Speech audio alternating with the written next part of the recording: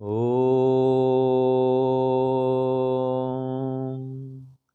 सहनाववतु सहनौ भुनक्तु सह वीर्यं करवावहै तेजस्विनावधीतमस्तु मा विद्विषावहै। ओम शांति शांति शांति। हे ईश्वर, हम यह पठन पाठन आपको प्राप्त करने और कराने के लिए साधन के रूप में करने जा रहे हैं। इस कर्म को और इसके कर्म फल को भी आपको अर्पित करते हैं। ओम शांति शांति शांति। सबको सादर नमस्ते जी। हमारा जी वैशेषिक दर्शन का पाठ चल रहा है। सप्तम अध्याय का प्रथम हानिक हम पढ़ रहे थे। सूत्र संख्या 12 तक हमने पढ़ा था, जिसमें ये विषय चला था कि द्विअणुक हैं, त्रिअणुक हैं, चतुर्णुक हैं, इनकी संख्या अधिक हो जाने पर महत् परिमाण गुण उत्पन्न होता है ना। और जब इनकी संख्या कम हो जाती है तो अणु परिमाण गुण उत्पन्न होता है। इसका मतलब क्या हुआ सूरज जी? महत् परिमाण गुण उत्पन्न होता है, इसका भावार्थ क्या है?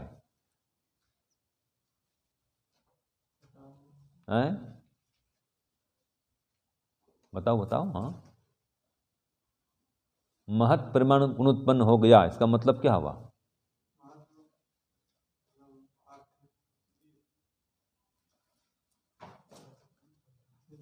हाँ जी, संतोष जी, हाँ बताइए। महत् परिमाण गुण उत्पन्न हो जाता है। हाँ, महत् परिणाम अर्थात कि अणुओं का अधिक हो जाना, अर्थात जो परमाणु है जो ना, हाँ, उनकी संख्या में वृद्धि हो जाना, वो महत् परिणाम। तो इससे क्या होता है? इसका मतलब क्या है? महत् परिमाण उत्पन्न हो गया तो क्या होगा उससे? उससे यही होगा कि वो आंखों से दिखाई देगा। हाँ, महत् परिमाणों से वाक्य से दिखाई देगा, माने वो बड़ा हो जाता है।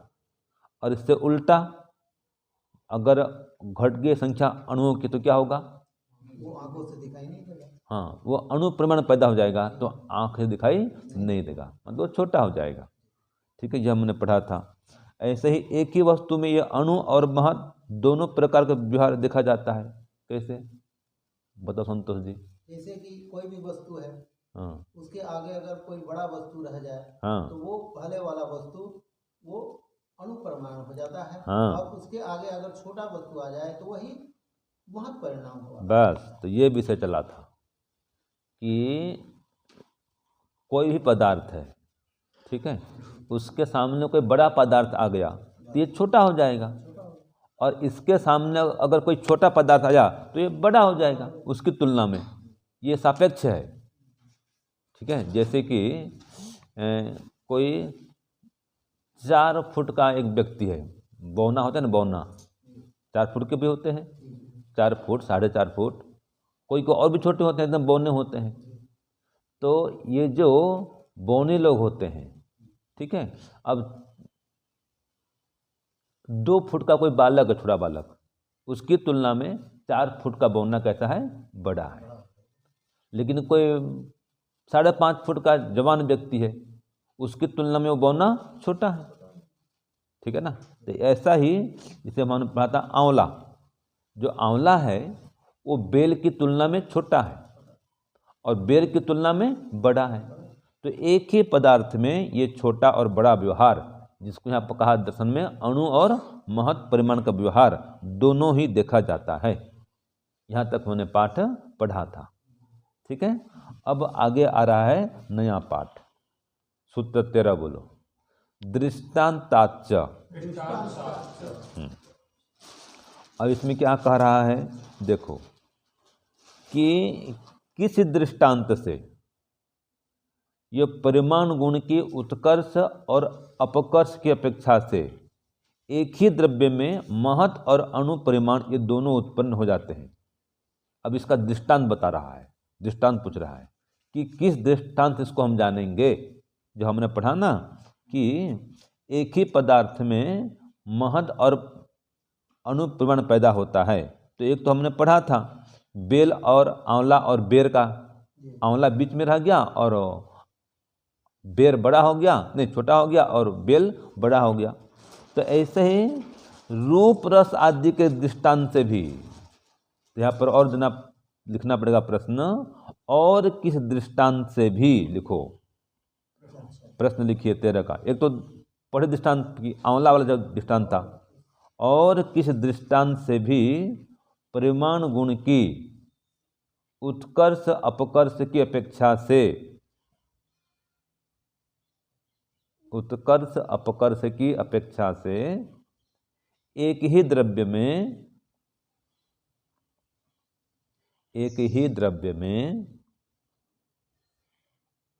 अणु और महत दोनों प्रकार के, अणु और महत दोनों प्रकार के परिमाण का व्यवहार, अणु और महत दोनों प्रकार के परिमाण का व्यवहार होता है।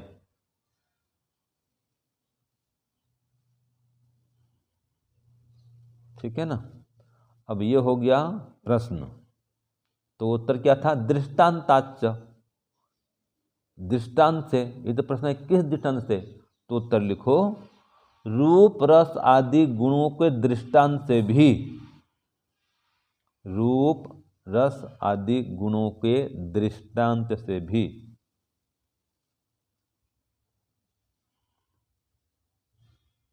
ठीक है, रूप रस आदि गुणों के दृष्टांत से भी परिमाण गुण की उत्कर्ष अपकर्ष की अपेक्षा से, परिमाण गुण की उत्कर्ष अपकर्ष की अपेक्षा से एक ही द्रव्य में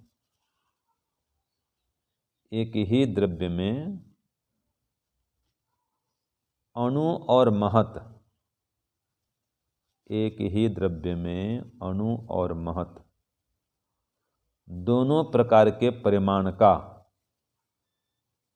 दोनों प्रकार के परिमाण का व्यवहार होता है, दोनों प्रकार के परिमाण का व्यवहार होता है। जैसे कि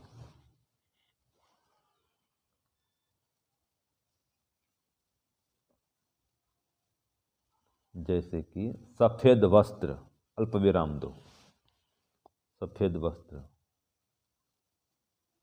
शंख,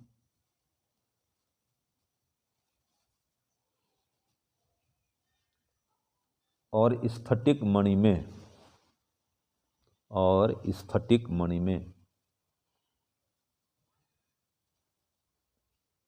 सफेदीपन, हाँ सफेदीपन, जो इनमें सफेदीपन है, श्वेत वर्ण जो है ना, तो इनमें सफेदीपन उत्कर्ष और अपकर्ष की अपेक्षा से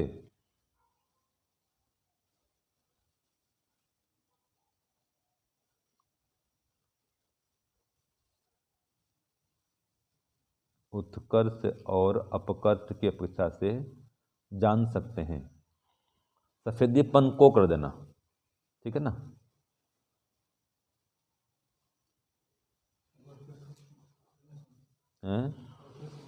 सफेद वस्त्र अल्प विराम, पूरा बोल दूं? हाँ, रूप रस आदि गुणों के दृष्टांत से भी परिमाण गुण की उत्कर्ष अपकर्ष की अपेक्षा से एक ही द्रव्य में अणु और महत दोनों प्रकार के परिमाण का व्यवहार होता है। जैसे सफेद वस्त्र, शंख और स्फटिक मणि में सफेदीपन को, माने इनमें सफेदीपन को उत्कर्ष और अपकर्ष की अपेक्षा से जानते हैं, जान सकते हैं।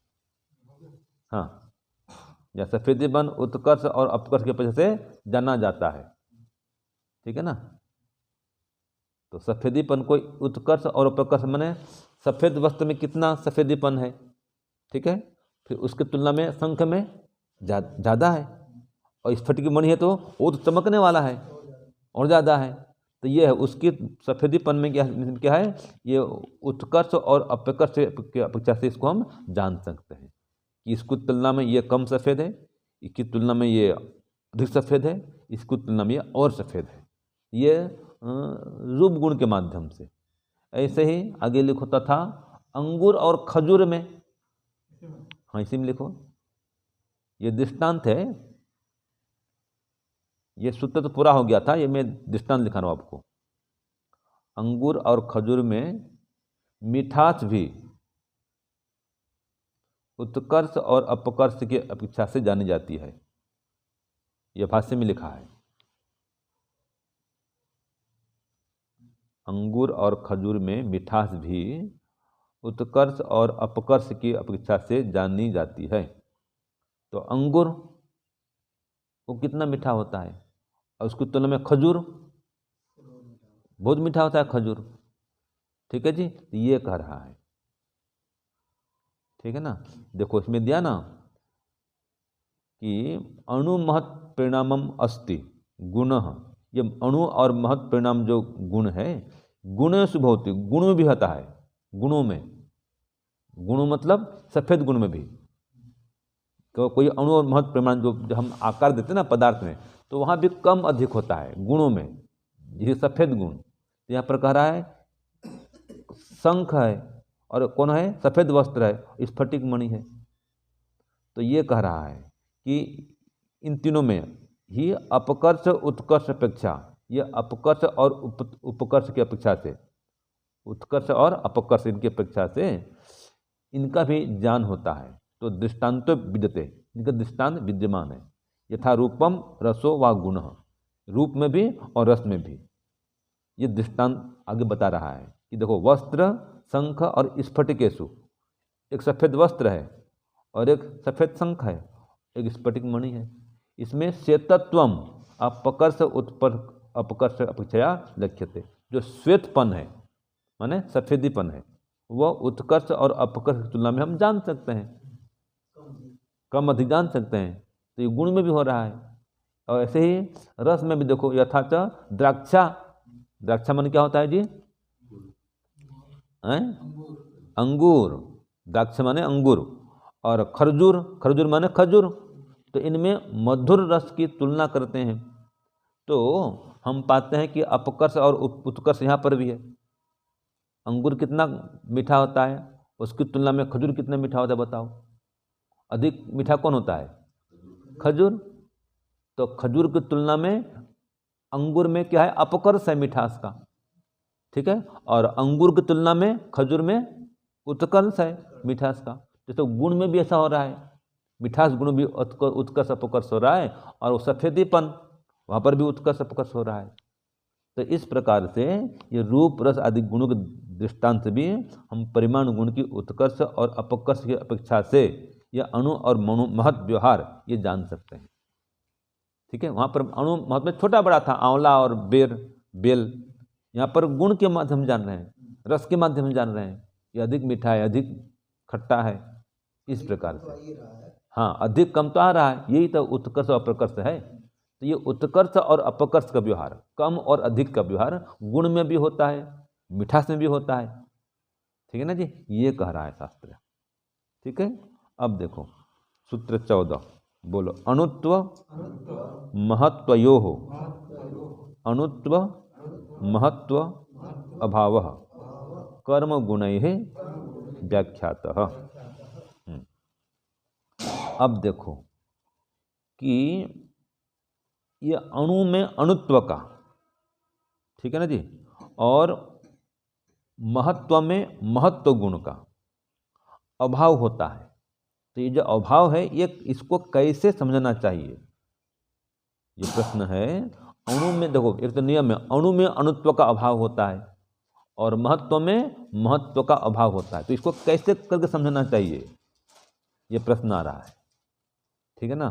तो सूत्र में कहा देखो, अणुत्व महत्व जो, अणुत्व महत्व अभाव, कि अणु में अणुत्व का और महत्व में महत्व का अभाव होता है जी। तो कहे जाने कब कह रहा है कर्म गुण व्याख्यातः, यह कर्म और गुण से समझना चाहिए। जैसे कि कर्म में कर्म नहीं रहता है, ठीक है ना जी, गुण में गुण नहीं रहता है, ऐसे ही अणुपन में अणुपन नहीं रहेगा। अणु में और क्या अणु रहेगा, महत्व में और क्या महत्व रहेगा, वो तो अपना तो महत्व है, ये कर्म है। कर्म में कर्म रहता है क्या, बताओ जी रुपेश जी, नहीं रहता है। तो कहाँ रहता है, द्रव्य में रहता है। ऐसे ही ये अणु और महत्व का जो व्यवहार है वो द्रव्य में होता है। देखिए आंवला बेल की तुलना में छोटा है और बेर की तुलना में बड़ा है। तो ये अणुत्व और महत्व कहाँ रह रहे हैं, बताओ कहाँ रहते हैं, द्रव्य में रहते हैं। ये व्यवहार अणुत्व और महत्व का द्रव्य में होता है। ऐसे ही जो सफ़ेदी रंग पड़े थे, ये सफ़ेद है, ये अधिक सफ़ेद है, ये कम सफ़ेद है, ये किस में देख रहे थे हम, द्रव्य में। ऐसे अंगूर कम मीठा है और खजूर अधिक मीठा है, तो मिठास गुण किस में देखें हम, द्रव्य में। ये कह रहा है, ये जो अणुत्व और महत्व है भाई ये द्रव्य में होता है, ठीक है ना। तो ये अणु में अणु का व्यवहार नहीं होता, तो अणुत्व में अणुत्व का अभाव होता है।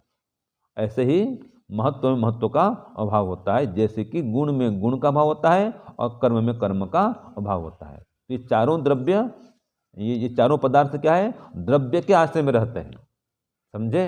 अणुत्व महत्व भी और गुण भी और कर्म भी, ये किसके आश्रय में रहते हैं, द्रव्य के आश्रय में रहते हैं। इसलिए कह दिया अणु में अणु का अभाव होता है, महत्व में महत्व का अभाव होता है, समझे। तो लिखो प्रश्न इसका, अणु में अणुत्व का, अणु में अणुत्व का और महत्व में महत्व गुण का, यहाँ पर महत्व है वो महत्व परिमाण, ये समझ लो। अणु में अणुत्व का और महत्व में महत्व गुण का, महत्व गुण का, यहाँ पर महत्व बोल दिया है वो महत्व, सूत्र में महत्व आ गया ना, इसलिए। तो अणु में अणुत्व का और महत्व में महत्व गुण का अभाव समझना चाहिए। नहीं, प्रश्न तक कैसे समझना चाहिए, प्रश्न है ना। तो ये अभाव कैसे समझना चाहिए, ये प्रश्न हुआ। तो उत्तर लिखो, इसी को लिखो कि अणु में अणुत्व का और महत्व में महत्व गुण का अभाव समझना चाहिए। उत्तर लिखिए, इसी को दोहरा दीजिए, है ना। जैसे अब बताएं कैसे समझना चाहिए, अब इसका उत्तर आ रहा है। पहले तो प्रश्न को उतार दिए कि अणु में अणुत्व का अभाव और महत्व में महत्व गुण का अभाव समझना चाहिए, है ना। जैसे अब लिखो, जैसे अब असली उत्तर अब आ रहा है। जैसे गुण और कर्म में, गुण और कर्म का अभाव होता है,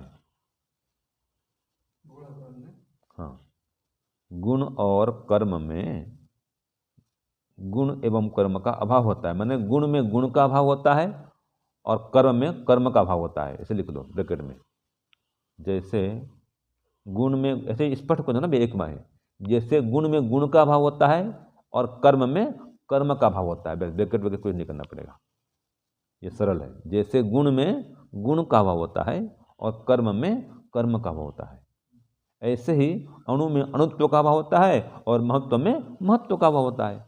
पूरा हो गया।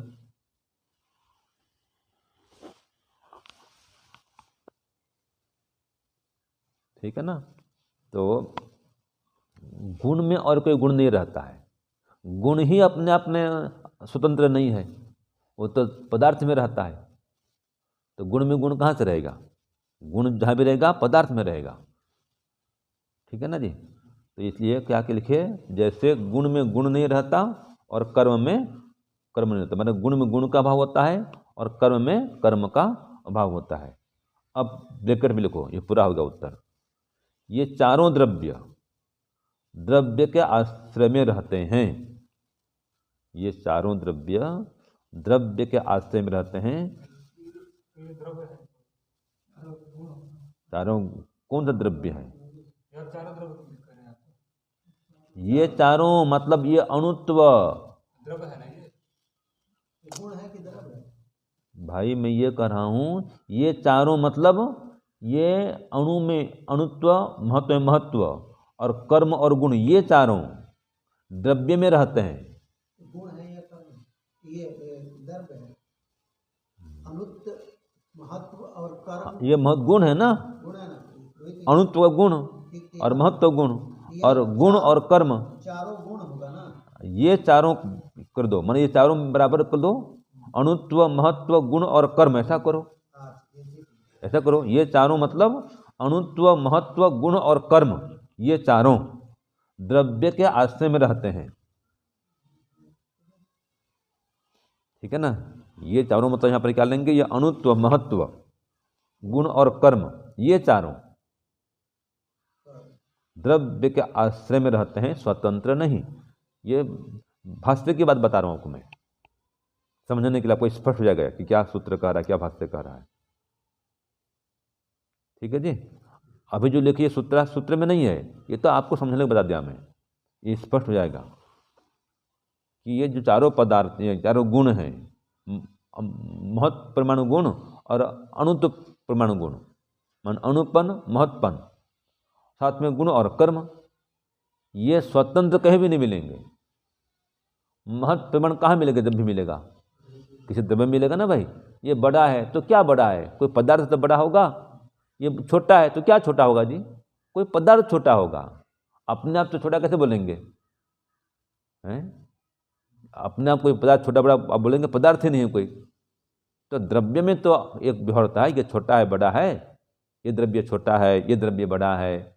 ऐसे ही गुण, ये लाल है, पीला है, नीला है, खट्टा है, मीठा, ये कहाँ मिलेगा आपको, कोई पदार्थ में मिलेगा। कोई फल है तो बड़ा फल है, छोटा फल है, मीठा फल है, खट्टा फल है, तो द्रव्य हुआ वो। ठीक है, इसको लाओ, इधर लाओ, उधर भेजो, तो ये किसको भेजेंगे आप, कोई द्रव्य को भेजेंगे, तो द्रव्य में कर्म होता है। तो ये कण भी, ये कर्म भी और गुण भी, ये हमेशा द्रव्य में रहते हैं, द्रव्य में भी इनका व्यवहार चलता है। ऐसे अणुत्व का व्यवहार और महत्व का व्यवहार, ये भी हमेशा किस में चलेगा, द्रव्य में चलेगा। हाँ जी, समझे जी रुपेश जी, क्या समझे बताओ, ठीक तो बोलिए, मुंह हटाइए। हाँ, अणु और महत्व व्यवहार और किसका व्यवहार, गुण और कर्म व्यवहार, एक में चलेगा, द्रव्य में चलेगा। ठीक है जी। तो ये चारों कहाँ रहते हैं जी पद्मनाभ जी, द्रव्य में रहते हैं, अपने आप कहीं मिलेंगे नहीं। ये कोई भी रंग रूप अपने आप कहीं मिलेगा आपको, वस्त्र पहनते तो बोलेंगे भी ऐसा रंग है इसका है, ये है, वस्त्र में रंग है, अपने आप कहीं रंग नहीं मिलता है। गति किसी पदार्थ में होती है, क्रिया। ठीक है, द्रव्य में जाना आना, घूमना फिरना, जो भी ऊपर जाना आना, पदार्थ द्रव्य में होता है। हम पढ़े थे ना वो अवक्षेपण, उत्क्षेपण, हाँ, ये कर्म किस में होगा, क्योंकि द्रव्य में होगा ना भाई। ये कह रहा है, ये सूत्र 15 हो गया। अब अंतिम चलो, सूत्र 16 है, अभी 14 हुआ है क्या, 15 अभी लिखना बात है, 14 लिख लिया ना जी, 14 हो गया। अब 15 चलो, 15 बोलो, कर्म भी कर्माणि गुणेश गुणा व्याख्याता। तो अब ये कह रहा है कि कर्म से कर्म शून्य होते हैं और गुणों से गुण भी शून्य होते हैं, रहित होते हैं। ठीक है जी। तो इसका प्रश्न लिखिए, कर्म और गुण किनसे शून्य बराबर रहित होते हैं, कर्म और गुण किनसे शून्य बराबर रहित होते हैं।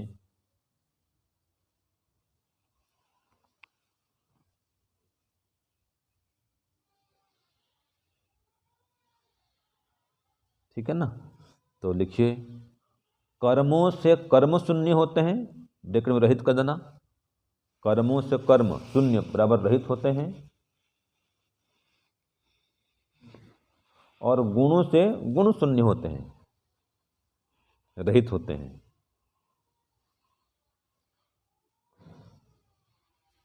ठीक है ना, अभी जो पढ़ते वही है कि कर्म में कर्म नहीं रहता है और गुण में गुण नहीं रहता है, यही बात इसमें है। इसलिए कर्मों से कर्म शून्य होते हैं और गुणों से गुण शून्य होते हैं जी। तो ये जैसे कर्म को जानोगे ऐसे गुण को जानो, ये कह रहा है। तो ये सभी किस में रहते हैं? फिर द्रव्य में रहते हैं। बस ये सार निकले, ये निकले द्रव्य ही सब आधार, सबका आधार है। द्रव्य बिना कोई टिकता नहीं, न कर्म टिकेगा न कोई गुण टिकेगा। ये सब कहाँ रहेंगे? द्रव्य में रहेंगे। वो अणुत्व भी, महत्व भी, कर्म भी, गुण भी, इसी बात को यहाँ पर दोहरा दिया है। तो सूत्र 15 में भी यही कहा है। अब सूत्र 16 अंतिम, चलिए बोलिए। अणुत्व महत्वाभ्याम कर्मो गुणाश्च व्याख्याता। ये सूत्र 16 हुआ। इसमें क्या कहा है कि अणुत्व और महत्व गुणों से किनको रहित समझना चाहिए। फिर उसी बात को दोहरा रहा है। अणुत्व और महत्व गुणों से किनको रहित समझना चाहिए, माने किन में यह अणुत्व और महत्व गुण नहीं होता है। तो उत्तर आएगा उत्क्षेपण आदि कर्म और रूप रस आदि गुण, ये अणुत्व और महत्व गुणों से रहित समझने चाहिए। ठीक है ना जी? हाँ, तो उत्क्षेपण आदि कर्म में और इसमें रूप में ये अणुत्व और महत्व का व्यवहार नहीं होता है। हाँ, वो तो पहले पढ़े थे। गुण में तो होगा, अधिक सफ़ेद है, अधिक ये है, ये तो होगा, लेकिन छोटा और बड़ापन ये नहीं होगा उसमें। ठीक है ना जी? वो तो द्रव्य में होगा हमेशा। उत्क्षेपण आदि कर्म, ऊपर फेंको नीचे गिराओ, ये किस में होगा? द्रव्य में होगा, ये कह रहा है। ठीक है, तो लिखो प्रश्न। अणुत्व और महत्व गुणों से, अणुत्व और महत्व गुणों से किनको रहित समझना चाहिए? अणुत्व और महत्व गुणों से किनको रहित समझना चाहिए? ठीक है जी? तो उत्तर लिखिए। अणुत्व महत्वाभ्याम कर्म गुणाश्च व्याख्याता, ये सूत्र हुआ। अब इसका सूत्रार्थ लिखिए, उत्तर लिखिए।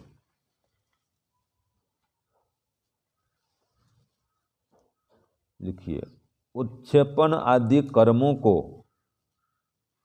उत्क्षेपण आदि कर्मों को और रूप रस आदि गुणों को, उत्क्षेपण आदि कर्मों को और रूप रस आदि गुणों को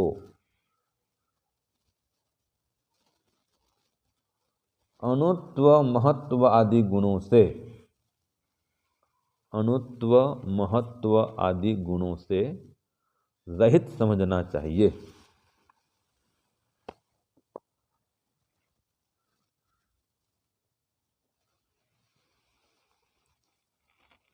ठीक है ना जी? तो उत्क्षेपण मन क्या होता है जी? ऊपर उठना। तो उत्क्षेपण आदि कर्म और रूप आदि गुण, तो ये उत्क्षेपण आदि कर्मों को और रूप आदि गुणों को, इनको अणुत्व और महत्व गुणों से रहित समझना चाहिए। तो इनमें यह अणुत्व महत्व व्यवहार नहीं होगा। कर्म में कैसे होगा? वो तो द्रव्य में होता है, कर्म ही द्रव्य में हो रहा है। तो हमेशा ये अणुत्व और महत्व किस में होगा? द्रव्य में होगा। और ये रूप प्रसादी गुण भी कहाँ मिलेंगे? द्रव्य में मिलेंगे। तो इनका व्यवहार किस में होता है? द्रव्य में होता है। ठीक है ना जी? ये रूप सुंदर रूप वाला है, खराब रूप वाला है, कुरूप है, स्वरूप है जो बोलते हैं, है ना? सुंदर है, असुंदर है, ये किस में होता है? किसी पदार्थ में तो होता है। वो सुंदर फूल है ना? ये द्रव्य है फूल, एक वो सुंदर मकान है, द्रव्य है ये कि। तो ये जो कथन हो रहा है रूप प्रसादी का, यह हमेशा द्रव्य में होता है। तो यह हो गया सूत्र आपका 16। यही बात इसके भाष्य में है। इसीलिए बोले थे कि कर्म से कर्म शून्य होता है और गुण से गुण शून्य होता है, इसलिए ऊपर पढ़े थे हम। तो हमेशा ये द्रव्य में रहते हैं, गुण भी और कर्म भी, और ये महत्व गुण भी और अणुपरिमाण गुण भी। महत्व परिमाण गुण और अणुपरिमाण गुण, ये गुण है, परिमाण याद रखना। तो ये सभी 24 गुणों में आते हैं। उसमें एक परिमाण गुण भी है। तो ये सभी किस में रहते हैं? द्रव्य में रहते हैं, ये समझना चाहिए।